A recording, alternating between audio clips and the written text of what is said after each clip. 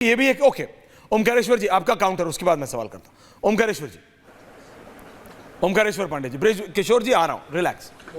Professor Sudhanshu Trivedi एक न सिर्फ बीजेपी के अच्छे प्रवक्ता हैं बल्कि अच्छे इतिहासकार भी हैं, ऐसा लगता है। हमेशा इतिहास के उनके जो रेफरेंसेस हैं बड़े महत्वपूर्ण होते हैं और उन्होंने ठीक कहा कि बीजेपी ने आगे बढ़ के मायावती को उत्तर प्रदेश में, जेडीएस को कर्नाटक में, उससे भी ज़्यादा याद दिला दूं बिहार में नीतीश कुमार को भी बनाया। लेकिन बीजेपी पे आरोप ये भी लगता है कि जिस को वो साथ बढ़ के आगे करते हैं वो बाद में वो पार्टियां जो हैं वो अपना जनाधार खो बैठती हैं। अब पता नहीं इसमें बीजेपी का कितना रोल है। एक शेर मुझे याद आ रहा है, अगर दुश्मन भी मिल जाए तो करो झुक के सलाम, पहले खुद झुकता है औरों को झुकाने वाला। तो मुझे लगता है कि बीजेपी भी शायद इसी फार्मूले पे चलती है कि पहले तो झुक जाती है लेकिन वो अच्छी तरह से आगे झुका देती है। महाराष्ट्र में जो स्थितियां हैं, पहले जो सिनेरियो था वो प्रो एनडीए दिखाई दे रहा था या प्रो महायुति की तरफ दिखाई दे रहा था। जब शरद पवार के लोग भी टूट के इधर आए, जब शिवसेना के लोग भी इधर टूट के आए, लेकिन अभी जो मौजूदा स्थितियां हैं उसमें इधर के, खासतौर से मैं एनसीपी के जो अजित पवार गुट है उसके 3 विधायक उधर जा चुके हैं शरद पवार में, चौथे शोलापुर से बबन की बात चल रही है और लोग भी विचलित हैं। तो जो स्थितियां वहां नजर आ रही हैं वो थोड़ा सा डिफरेंट है और मुझे लगता है कि इस चुनाव में टक्कर कांटे की होगी। महाविकास अघाड़ी और महायुति दोनों की अपनी अपनी समस्याएं भी हैं, तैयारियां भी हैं। देखना होगा कि वो दोनों में कौन प्रूव कर पाता है कि असली शिवसेना किसकी है, क्योंकि लोकसभा चुनावों तक तो ये फैसला नहीं हो पाया कि शिवसेना शिंदे की है या शिवसेना उद्धव ठाकरे की। हालांकि उद्धव ठाकरे गुट ने अच्छे सीटें ली लोकसभा चुनाव में और शिंदे गुट ने भी करीब करीब अपना किला बचाया, 2 सीटें ज्यादा हासिल कर पाए। तो इस बार का चुनाव जो है ये फैसला जरूर करेगा। पवार गुट का जहां तक सवाल है उसने साबित कर दिया है कि शरद पवार ही असली एनसीपी हैं और अजित पवार को भारी नुकसान झेलना पड़ा था। अभी भी उनके गुट के लोग जो है शरद पवार की तरफ ज्यादा दिखते हैं। तो ये देखना होगा कि इस चुनाव में क्या रुख रहता है। अनुराग भदौरिया जी, आपकी तो अलग ही फाइट चल रही है। आपके पार्टी के प्रदेश के नेता अबू आजमी साहब, मैंने बात करने की कोशिश की, बिजी थे, रैली में जा रहे थे, वो कह रहे हैं 5 सीट दे दो नहीं तो 25 पे लड़ूंगा। कांग्रेस तो हमेशा गड़बड़ करती है, आपको तो बीजेपी की जरूरत ही नहीं है। आप और कांग्रेस तो अपने आप में साथ भी हैं और खिलाफ भी हैं। अबू आजमी साहब कह रहे हैं 5 सीट दे दो नहीं तो 25 पे लड़ूंगा और बागी खड़ा कर दूंगा अगर 5 सीट नहीं दी तो। ये कांग्रेस हमेशा लेट करती है इसलिए गड़बड़ हो रहा है। और उनकी अगर आपने स्पीच पढ़ी हो तो आपको समझ आ जाएगा क्या हो रहा है। लेकिन मेरे को वो बंदूक culture back, guns are back in Maharashtra पे भी आपकी प्रतिक्रिया चाहिए प्रोफेसर साहब जी। बोलूंगा, मुझे 2 मिनट आराम से सर बोलिए। मैं शुरू किया कि हमारी विचारधारा जिनको उनको अपनी पार्टी में शामिल कर लेते हैं, मंत्री बना देते हैं, ये इनकी विचारधारा है। इनकी विचारधारा कैसी है? जो पीडीपी के साथ मिलकर इन्होंने सत्ता चलाई 3 साल, क्या इनकी विचारधारा पीडीपी के साथ मिलती है? क्या विचारधारा चौटाला पार्टी के साथ मिलती है जिनके साथ इन्होंने सत्ता चलाई? या इनकी विचारधारा एनसीपी के साथ मिलती है? या विचारधारा जिनके साथ मिलकर सत्ता चलाते हैं उनके साथ तो इनकी विचारधारा मिलती है? तो बता के जाइएगा। हिंदुत्व की बात की, क्या हम हिंदुत्व की राजनीति करते हैं? आप हिंदुत्व की बात कहाँ करते भैया? हिंदुत्व कब नफरत की बात सिखाता है? हिंदुत्व कब आपको सिखाता है कि प्रेम की भाषा नहीं बोलनी चाहिए? हिंदुत्व कब सिखाता है कि एक दूसरे में डिवाइड एंड रूल करना चाहिए? हिंदुत्व हमें तो सत्य की बात सिखाता है, वसुधैव कुटुंबकम की बात करता है, सबको अपने बनाने की बात करता है। तीसरा आपने बोला बड़ा दिल। अब बड़ा दिल आप कहाँ दिखाते हैं बताइए? कौन सा बड़ा दिल है आपने? अगर बड़ा दिल आपने दिखाया होता तो निषाद पार्टी को कुछ सीटें देते आप, राजवर्ष जी को कुछ सीटें देते आप, कुछ अपना दल को भी देते। निषाद जी बेचारे 4 दिन तक पड़े रहे, आपने एक दिन भी उनको नहीं दी। कहाँ बड़ा दिल दिखाया? किशोर जी, बड़ा दिल बोलते हैं क्या? तो सवाल अनुराग भदौरिया जी, मैंने आधिकारिक तौर पे अभी दोबारा चेक करा है, आपने बीजेपी ज्वाइन नहीं की है, आप समाजवादी पार्टी में। मैं आपसे आपके महाराष्ट्र के अध्यक्ष अबू आजमी साहब के बारे में पूछ रहा हूं। आपको बीजेपी की आवश्यकता नहीं है माननीय, आपके नेता खुद कांग्रेस को बोल रहे हैं 5 दे दो नहीं तो 25 पे लड़ूंगा। कांग्रेस की वजह से हारते हैं, कांग्रेस हमेशा डीले करती है। मैं आपकी प्रतिक्रिया जानना चाहता हूं माननीय प्रवक्ता समाजवादी पार्टी अनुराग भदौरिया। आप मुझे मेरी बात सुनिए, मैं तो आपको उसमें आपका जवाब प्रतिक्रिया देता और दूंगा भी, लेकिन आप बोलने क्यों नहीं दे रहे भाई? अगर मैंने 1 मिनट बीजेपी की, चूंकि हमारी लड़ाई बीजेपी से, बीजेपी के पोल खोलने लगे तो आप बीच में कूद पड़े।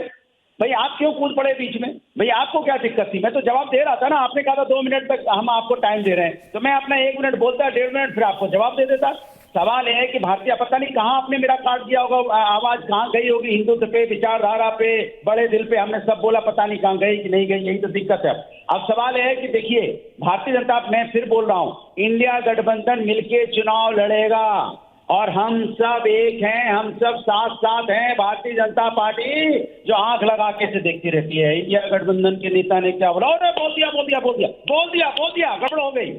अरे इंडिया गठबंधन के 2 नेता मिले, अरे मिले, लेकिन उन्होंने आपस में नजर नहीं मिलाई, हाथ नहीं मिलाया, गले नहीं मिले। अरे वाह, अरे गले और हाथ मिला भी लेंगे तो कहेंगे नहीं, गले हाथ मिले, लेकिन उन्होंने चाय नहीं पी, एक दूसरे से नजरें भी नहीं मिलाई, चाय पी लेंगे तो कहेंगे नहीं। आपकी और किशोर तिवारी जी की जोड़ी अच्छी है, समोसा खा लेंगे, नमकीन एक दिन ड्रामेटिक्स क्लास लेंगे आपको। झांकना था। अरे भैया थोड़ी बात कर लो, रिलैक्स। हाँ, मैंने बोला Sudhanshu ji, relax now, thank you. Sudhanshu ji, आप ऑलरेडी वो टेक्निकल ग्लिच की वजह से नाराज है, आई कैन सी कि मेरा वो ऑडियो थोड़ा दिक्कत हो रहा है, I am sorry about this.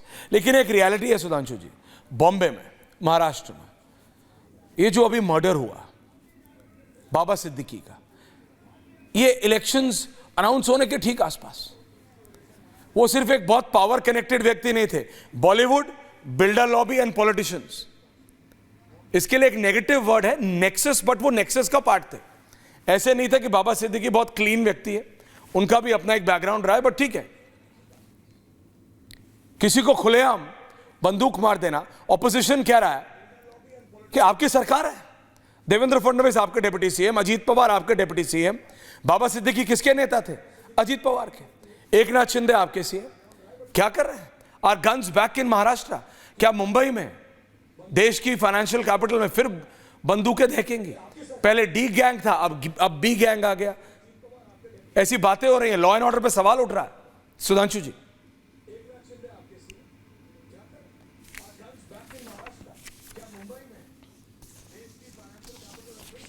बंदूकें देखेंगे, पहले डी गैंग था, अब 20 सेकंड का डील है, ऐसी बातें हो रही हैं, लॉ एंड ऑर्डर पे सवाल उठ रहा है।